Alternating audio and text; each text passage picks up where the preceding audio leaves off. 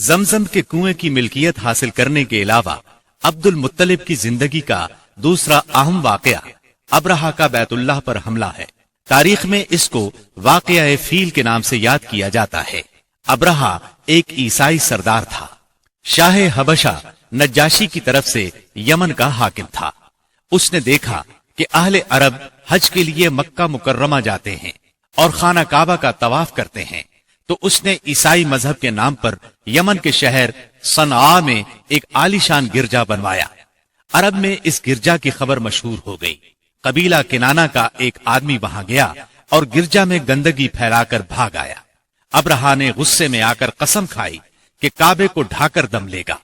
चुनाचे वो एक लश्कर जर्रार लेकर मक्का मुकर्रमा की तरफ रवाना हुआ। रास्ते में अरब के जिस कबीले ने भी मुजाहमत की, अब्रहा ने उसे तहे तेख कर डाला, यहां तक कि वो मक्का मुअज्जमा के करीब पहुंच गया। वहां के लोगों को अपने इरादे से खबरदार करने के लिए उसने अहले मक्का के जानवर पकड़ लिए। इन जानवरों में अब्दुल मुत्तलिब के 200 ऊंट भी थे।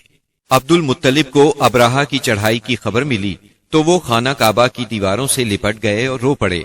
अल्लाह से अपने घर की हिफाजत की दुआ की।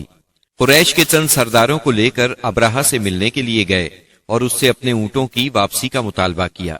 अब्रहा उनकी बात सुनकर हैरान हुआ और बोला, तुमने अपने ऊंटों की वापसी की तो बात की, काबे के मुताल्लिक एक लफ्ज भी नहीं कहा। मैं तो यहाँ काबे को ढाने के लिए आया हूँ। अब्दुल मुत्तलिब ने जवाब दिया, ऊंट मेरी मिल्कियत हैं, इसलिए उनकी रिहाई के लिए चला आया। काबे का मालिक अल्लाह है जो अपने घर को बचाने की पूरी ताकत रखता है। अब्रहा ने इन ऊंटों की वापसी का हुक्म दे दिया। ये अपने ऊंट लेकर मक्का मुअज्जमा वापस आ गए। 60-70 हजार का लश्कर था और उसमें 9 या 13 हाथी थे। इस लश्कर ने आखिर मक्के पर चढ़ाई की। लश्कर मक्के के नजदीक पहुंचा तो महमूद नामी हाथी ने मक्के में दाखिल होने से इनकार कर दिया और वहीं बैठ गया। ऐसे में अचानक बाहर कुलजुम की तरफ से परिंदों का टिड्डी दल नजर आया। उनके पंजों और चूंचों में कंकरियां थीं। जिन सिपाहियों पर वो कंकरियां पड़ती, उनके आज़ा कटना शुरू हो जाते। इन कंकरियों के गिरने से अब्रहा की फौज और हाथियों का जो हश्र हुआ, वो बिलाशुबह तारीख आलम का एक निहायत हैरतनाक बाब है। खुद अब्रहा मुश्किल से गिरता पड़ता सनआ तक पहुंचा और निहायत दर्दनाक अजाब में गिरफ्तार होकर यमन में मरा। अरबों के यहाँ उस साल को आमुल फील कहते हैं। एक मुद्दत तक यही तकवीमी साल शुमार होता रहा। कुरान करीम में ये वाकया सूरह फील में बयान हुआ।